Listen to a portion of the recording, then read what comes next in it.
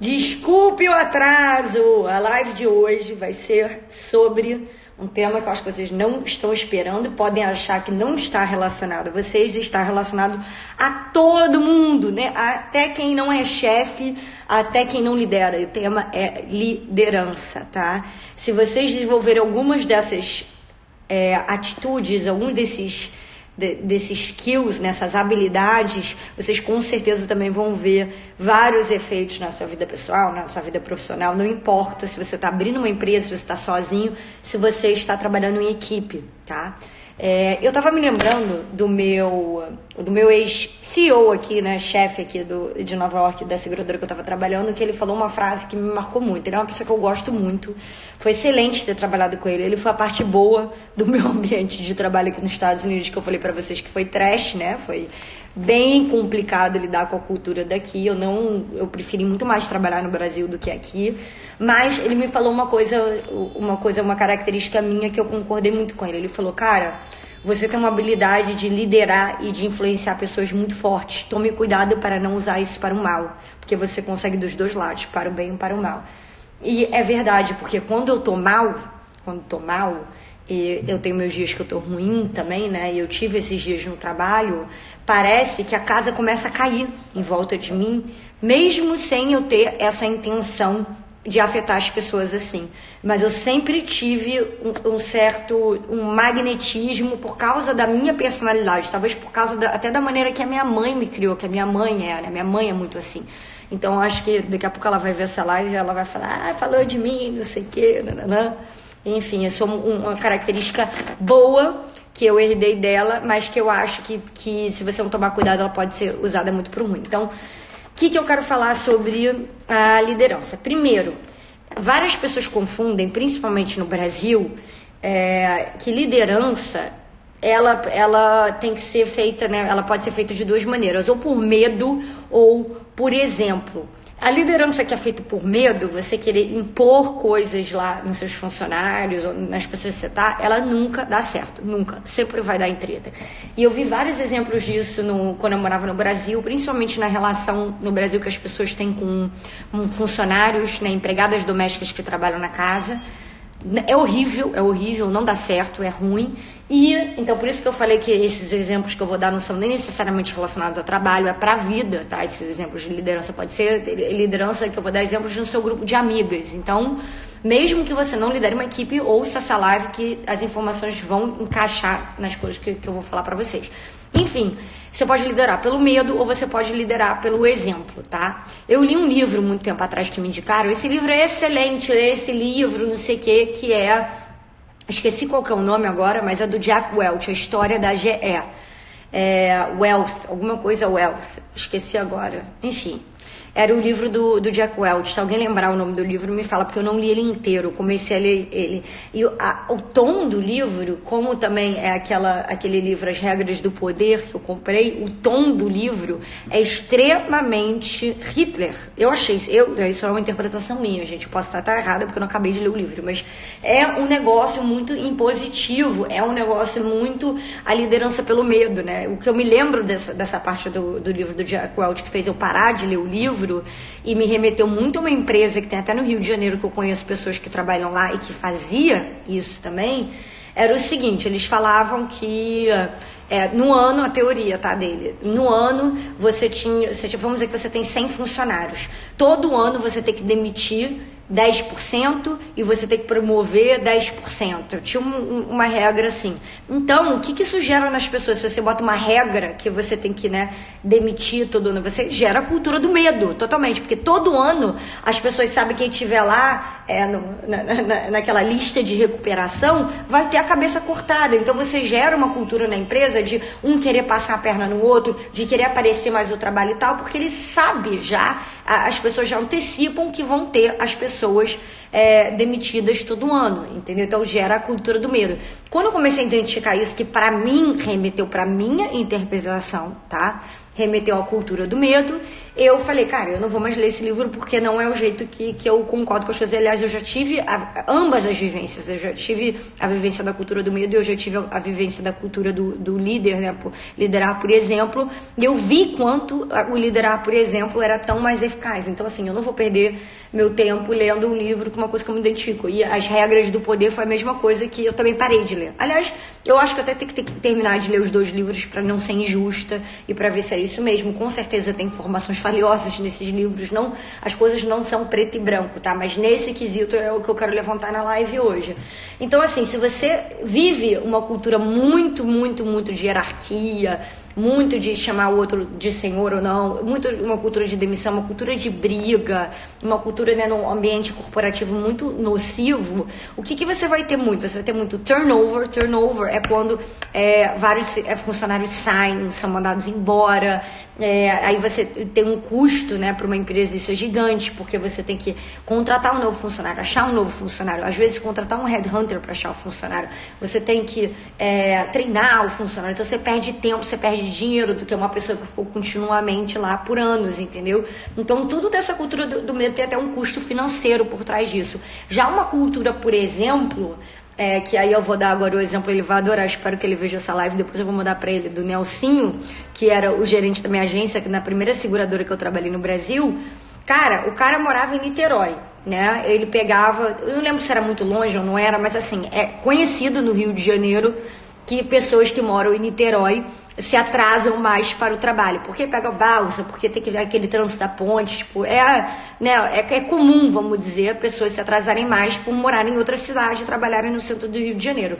Ele sempre era o primeiro a chegar, sempre. Tinha pessoas que moravam muito mais perto que ele, cara, ele assim, o horário de chegar era 8 horas, 7h30, ele tava lá, impecável, um terno impecável, com a barba feita, com não sei o que. Ele era um cara muito assim, quase militar em alguns sentidos, empresários. E isso, todo dia, eu que sempre tive problema em chegar atrasada, era um exemplo. Caraca, o cara mora em Niterói e ele chega todo dia atrasada. Por que eu não consigo? Eu tenho que me organizar melhor, eu tenho que acordar mais cedo. Então, assim, várias lições ele me deu, não só falando, né? Mas liderando por exemplo. Ele me fez eu acreditar que era possível eu ser consecutiva nas vendas, eu vender, né, 3 apólices por semana, como eu tinha que vender na empresa que eu trabalhava, porque ele fez, entendeu?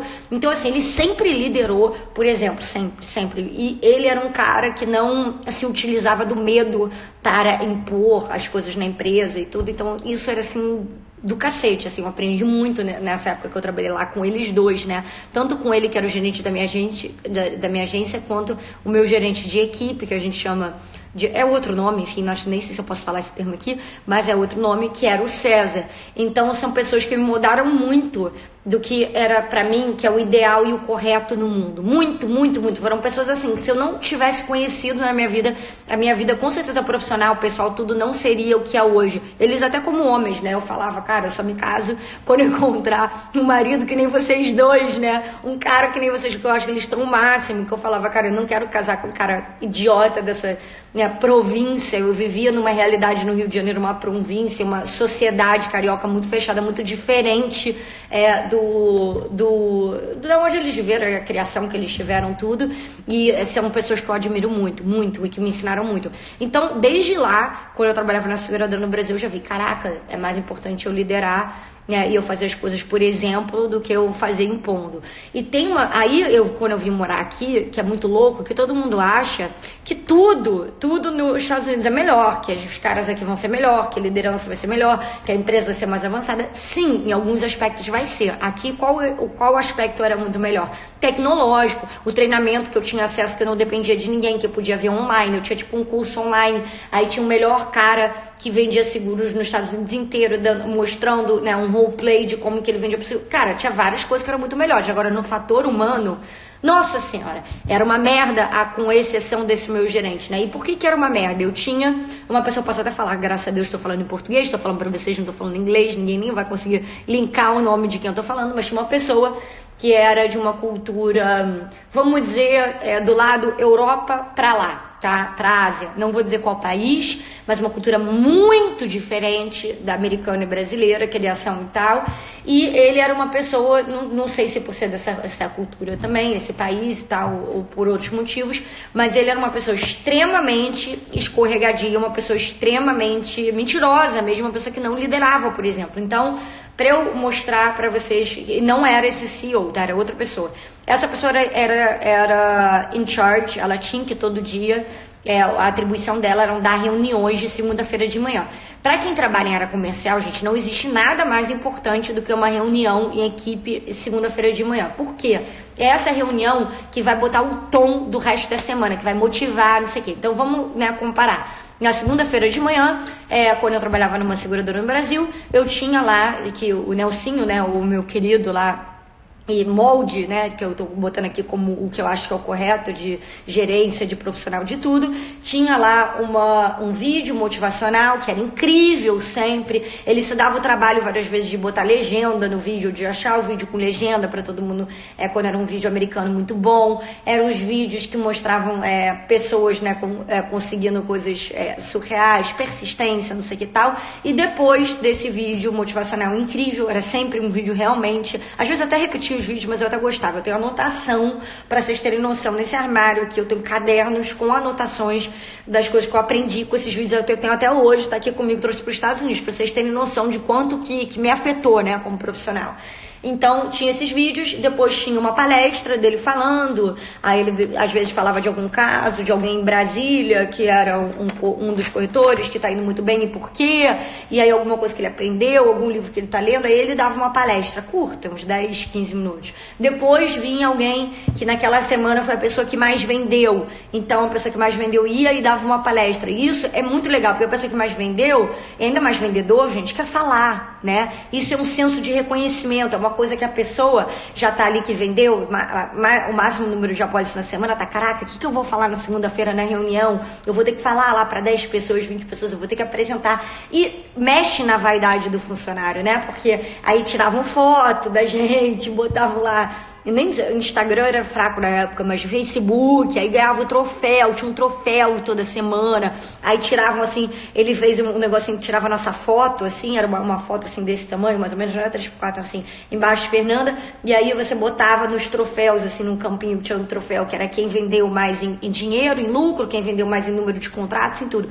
Tudo isso do jeito que era feita a reunião, também que era uma política da empresa, A empresa ensinava isso eles fazerem, eu vi como foi eficaz na minha produção. Eu produzi bizarramente, eu vendi, acho que foram mais de 60 ou 62 apólices, eu acho, em um período de um pouco mais de 6 meses, é muito alto para quem está começando, e eu consegui ir lá para a convenção, como eu falei para vocês, que foi até aqui em Nova York da empresa, eu consegui me classificar para o $1 Million Roundtable, $1 Million Roundtable, tudo por causa da liderança que eu fui submetida, tudo, vocês podem ter certeza. Óbvio, a gente tem mérito, óbvio, a gente corre atrás, óbvio, não tô querendo tirar e também entrar aqui e vão falar síndrome do impostor. Eu não estou devendo tudo que eu fiz a eles, mas eu acho, tenho certeza absoluta, se eu não tivesse nesse ambiente específico e com esses líderes que eu tive, que lideraram, por exemplo, e o César lá com aquele jeito dele, vamos pra dentro, não sei o que tal, eu nunca conseguiria, ainda mais no início da minha carreira, ter tido aqueles resultados que eu tive. Eu fui muito influenciada pelo ambiente, tá? Já por outro lado, aí quando eu vim pra cá, e agora voltando àquele exemplo daquela pessoa que dá as reuniões de segunda, era uma reunião que parecia um enterro, todo mundo se odeia, todos os funcionários, os corretores se odeiam, ninguém fala com ninguém. Um dia eu levantei a mão para falar alguma coisa, nossa, que legal que você conseguiu isso, como é que foi, não sei o quê, nossa, você acha que eu vou contar os meus segredos de negócio? Era um clima do medo, um clima hostil.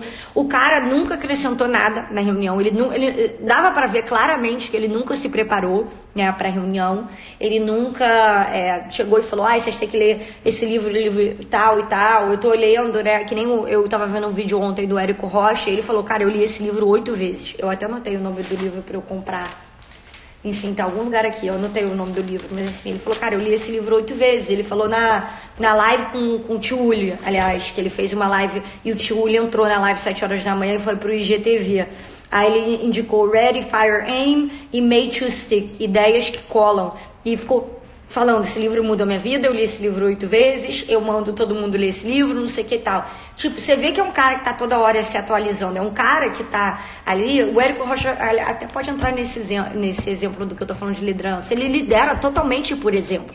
Ele mostra, olha, eu fiz isso errado, foi assim, isso é o exemplo, e aí eu tô ganhando dinheiro assim, esse meu lançamento deu tal, ele mostra números, então assim, se você procurar liderar e eu fiz isso, aliás, um exemplo paralelo também no meu desafio, no desafio de emagrecimento que eu fiz, gente, não peça outro desafio, pelo amor de Deus, não tem condição agora, mas enfim, eu fiz um desafio de emagrecimento e eu falei, cara, eu vou fazer esse desafio, eu não sou nutricionista, eu não sou personal, eu vou liderar o desafio de emagrecimento falando o que eu fiz que funcionou para mim, o que me motivou, como é que eu delimitei minhas metas, o que eu apliquei, que eu aprendi com as metas do seguro para emagrecer, que funcionou muito, eu perdi 18 quilos, né, já perdi 12, né? Nessa época eu tinha perdido 12, mas já era muita coisa, enfim, e eu literalmente vendi um desafio para 105 mulheres, baseada nessa teoria que eu tô falando de vocês de liderar, por exemplo, porque ela já tinha o exemplo da pessoa que emagreceu, sabiam que eu não tinha, né, não tinha tido ali foul play, não tinha tomado, enfim,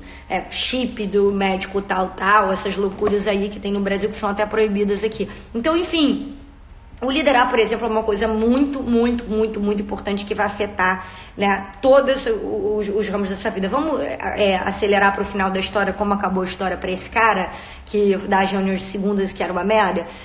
Ele odiava dar reuniões de segunda, as pessoas odiavam estar naquela reunião de segunda. Aqui nos Estados Unidos a gente não ganha salário, a gente não tem um salário base como tinha no Brasil, então assim, ficava uma coisa, caraca, eu ganho só comissão, eu tô sendo obrigada a escutar esse idiota que não tá acrescentando nada na minha vida. Então era um clima no geral horroroso, e ele sempre levava a cartada de tipo, vocês têm que, ele sempre levantava uma bandeira, quer dizer, nem fez sentido esse termo que eu falei, de que você tinha que produzir ou você vai ser demitido. E os mínimos, e como é que você tá? E o que você fez essa semana? Ele levantava essa bandeira do medo, entendeu? Assim como várias outras pessoas também, para ele, eu acho, naquele escritório, também estavam com medo, então elas reproduziam isso, entendeu? Esse é um câncer, é uma célula cancerígena que se espalha e estraga a sua liderança.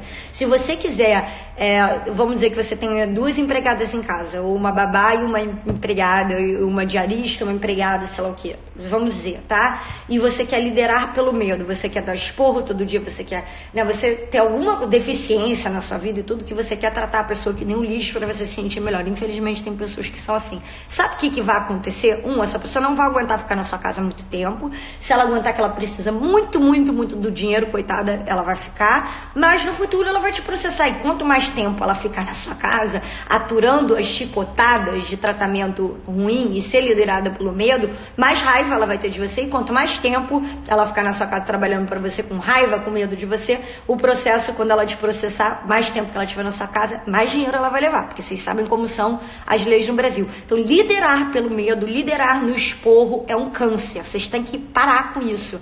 E escritório de advocacia, isso é quase todos, generalizado, né? Eu não tô no ambiente há mais de 10 anos, com a graça de Deus, mas eu sei por várias pessoas que eu falo que ainda rola muito isso. Isso é um câncer, isso tem que acabar. A gente já tem a cura pelo câncer, para esse câncer, que é qual?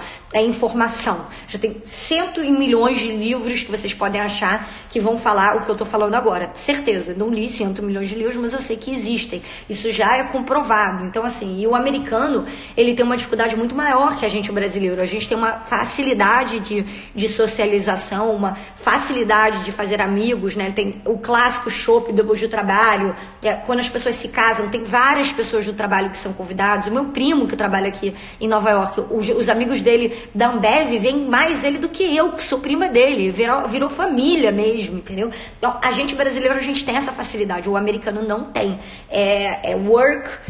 Co-worker, que eles chamam, ou é amigo. As duas coisas raramente conversam. E isso torna o ambiente deles muito mais difícil, né, de se trabalhar e de aguentar do que o nosso. A gente já tem essa qualidade que é a gente, né, conseguir se relacionar de uma maneira, eu acho, melhor e mais aberta com as pessoas. Então, se aproveitem dessa qualidade que a gente tem da nossa cultura brasileira para reavaliar sempre a maneira que vocês estão tratando as pessoas que vocês se relacionam. Eu várias vezes que eu fiz coisas erradas, que eu tratei alguém de uma maneira que eu não devia, eu me irritei, não sei que tal, e eu falei, cara, eu não posso fazer isso não vai ser produtivo para mim, em todos os campos, todos os campos, entendeu?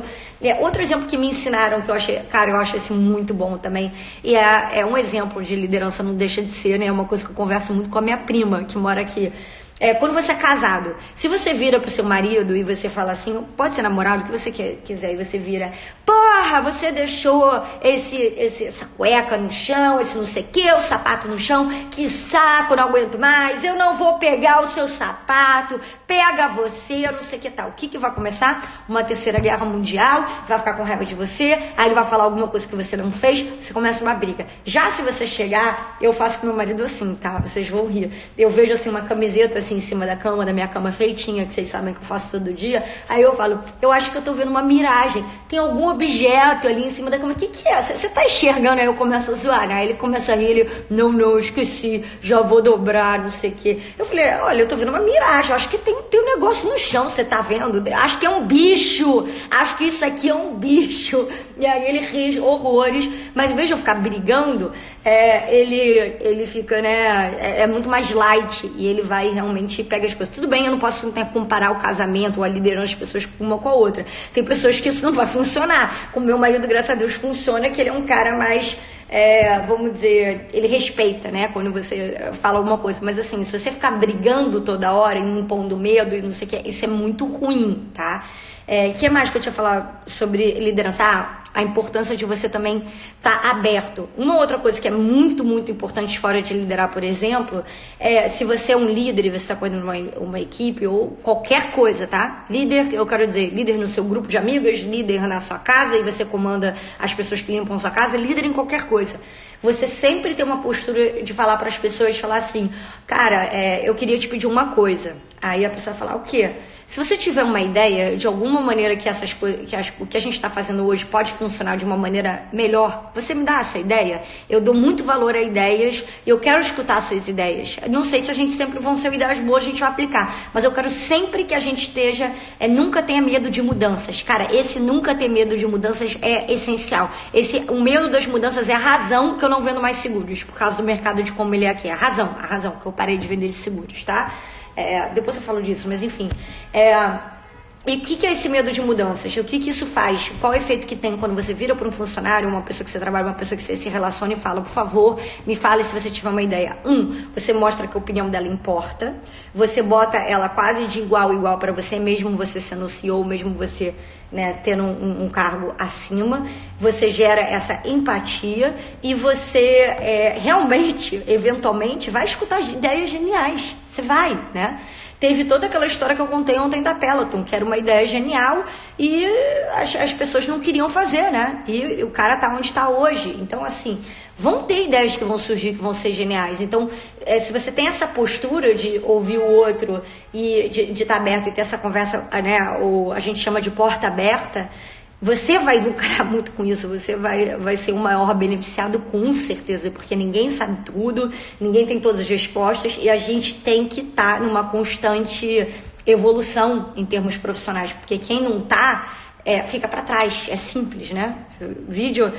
Hoje não existem mais videolocadoras, não existe mais locadores de DVD, existe o Netflix, começou há anos atrás mandando CDzinho de DVD, CDzinho não, né? DVDzinho para as casas das pessoas e foi se transformando numa coisa, inovou, virou coisa de streaming, tá onde tá. Agora, eu tava lendo uma matéria semana passada que a Apple ultrapassou a Disney e está comprando, investindo lá no negócio do Apple TV e vai ter mais coisa ainda do que a própria Disney e a Netflix. Então, assim, gente, o mundo é de quem está se adaptando, escutando ideias e estando aberto, é quem não tem medo de mudança.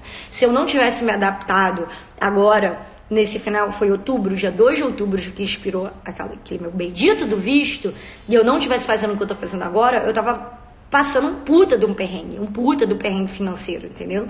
Desde que eu cheguei aqui nos Estados Unidos, vocês sabem, a gente teve muito perrengue, altos e baixos, entendeu? A gente não tem herança, mesada, a gente não tem ajuda, eu e meu marido. Então, assim, eu peguei um problema, eu tava começando a ficar deprimida, né? Porque eu comecei 27 de novembro que eu abri meu perfil. Então, do dia 2 de outubro até o dia 27 de novembro, não, 27 de novembro eu comecei as lives, eu abri um perfil um pouco antes, não lembro que dia. Enfim, eu tava começando a ficar deprimida, eu tava, caraca, o que eu vou fazer agora? Eu tava começando a ficar ociosa e eu me adaptei, eu resolvi ir surfar a onda do mundo como ele tá nessa revolução digital. E eu me arrependo hoje, meu único arrependimento era de não ter começado antes. Se eu tivesse começado o que eu tô fazendo, para quem tá aqui, né, expondo, fazendo live, fazendo stories, isso aqui, tudo, todo mundo sabe, se eu tivesse começado a fazer o que eu fiz há 2 anos atrás, que nem o Ítalo, eu tava com mais de 100 mil seguidores, talvez 150 mil, talvez até muito mais, né? Era totalmente diferente antes do momento que a gente está agora. Então, para mim, eu já cheguei atrasada.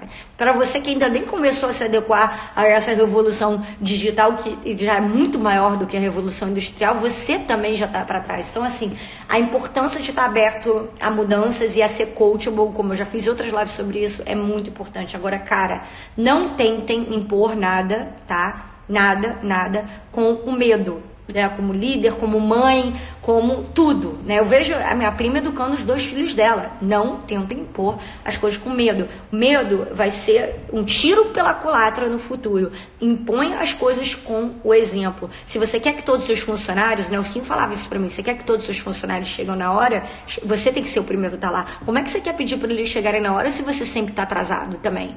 Eles falam, pô, mas ele também não consegue chegar na hora. Ah, Rio de Janeiro é foda, né? Rio de Janeiro tá sol, está todo mundo andando devagar de carro para ver o sol. Tá chuva, tá chovendo, então tá um puta trânsito. Sempre tem uma desculpa, né? Carioca, naturalmente, nós somos... É muito complicado. E pra mim, a maior dificuldade de trabalhar, cara, é não me atrasar pras coisas. Aqui eu melhorei bastante desde que eu mudei pra cá, mas é bem complicado quem tem o hábito de se atrasar, não se atrasar, né? Vocês sabem, quem sofre dessa mesma doença que eu. Então, assim, estejam ligados a isso. E livros. Livro é uma coisa muito complicada. Não é todo livro que você lê que é bom e que vai ser bom para você. Eu vi um livro outro dia, que eu até filmei, eu acho que foi quando eu fui pro Brasil, eu tava outro dia, 1 ano atrás, quando eu fui pro Brasil, e eu tava lá na livraria, e eu marquei, né, o livro, e o livro é assim, você precisa sair do Instagram, você precisa sair de todas as redes sociais. Tá, você precisa sair de todas as redes sociais, se você for um cara que faz o quê? Sei lá, não tá nem me vendo um exemplo à cabeça. Você precisa sair das redes sociais. O problema não são as redes sociais, o problema é como você está utilizando as redes sociais, entendeu? Então aquele livro ali que manda você sair das redes sociais, onde todas as pessoas estão passando o tempo livre dela, onde toda a atenção está hoje, as pessoas estão deixando de ver televisão para ver rede social, as pessoas estão se socializando. Eu falo com pessoas que eu não vejo há anos, que eram da minha escola, agora mesmo a Duda, que era uma série abaixo da minha, algumas séries abaixo da minha, tá me pedindo aqui, não, eu tô chegando em Nova York, quero comer num restaurante italiano bom, tá conseguindo ter acesso a mim, uma pessoa que eu não vejo há anos, que mora na China, e aí quando eu for pra China, falar, Duda, caraca, eu quero muito umas dicas boas aqui dos restaurantes chineses, né? Eu sempre falo pra vocês, se meu marido fosse transferido pra China, eu iria na hora, eu já teria uma amiga lá, tudo por causa das redes sociais, e as redes sociais são pra vocês estarem assistindo coisas que vão fazer vocês se sentirem bem, crescerem como profissionais, crescerem como mães, coisas boas. Se você tá odiando as redes sociais e querendo sair, é porque você está assistindo as pessoas erradas. Você realmente está perdendo tempo. Então o problema não é a rede social, é o que você faz com ela, né? Que nem sei lá, proteína, né, carne. O problema não é a proteína, você precisa comer proteína todo dia, mas se você comer só proteína o resto da sua vida e comer só proteína ruim, vamos dizer, eu resolvo sobreviver de presunto de Parma, você não vai ficar doente? Não vai ser ruim pra você? É a mesma coisa, entendeu? Então, assim, gente, tem um filtro maior com algumas imposições que algumas pessoas colocam, tá? Eu falei o exemplo do Jack Welch porque eu lembro muito desse exemplo dessa empresa no Rio, e uma amiga minha trabalha lá, né, e era uma coisa horrorosa. Chegava no final do ano, era um medo de ser demitida. Outra pessoa que eu conheço que é excelente, trabalhou nessa empresa, excelente, fez um puta do MBA, uma pessoa mega inteligente, é uma pessoa mega capaz no trabalho, e foi demitida por quê? Por causa do relacionamento do chefinho ali que ela lidava, que era a cultura do medo. O cara era um babaca, o cara não gostava dela, ela começou a se destacar mais que o cara, ela questionava algumas coisas no sentido de dar ideia, você não acha que não seria melhor gente fazer esse projeto assim e tal, o cara não gostava de ser questionada, ela sofreu o corte dos 10% ou 20%, sei lá, no final do ano, e que não quer dizer nada, que ela era uma pessoa, eu conheço pessoalmente, ela esteve aqui em Nova York até há uns 2 anos atrás, e ela é excelente, então assim, cultura do medo é uma merda, impôs o medo e replicou o medo, porque assim, se o CEO impõe a cultura do medo, vocês acham que os gerentes vão ser como? Vocês acham que os diretores vão ser como? Vai ser tudo a cultura da porra do medo, entendeu? Então, é uma cagada. Tomem cuidado com isso. A liderança tem que ser por exemplo. O exemplo, o ambiente bom, o ambiente positivo é muito mais eficaz. Muito mais eficaz, tá? É isso por hoje. Um beijo e até amanhã.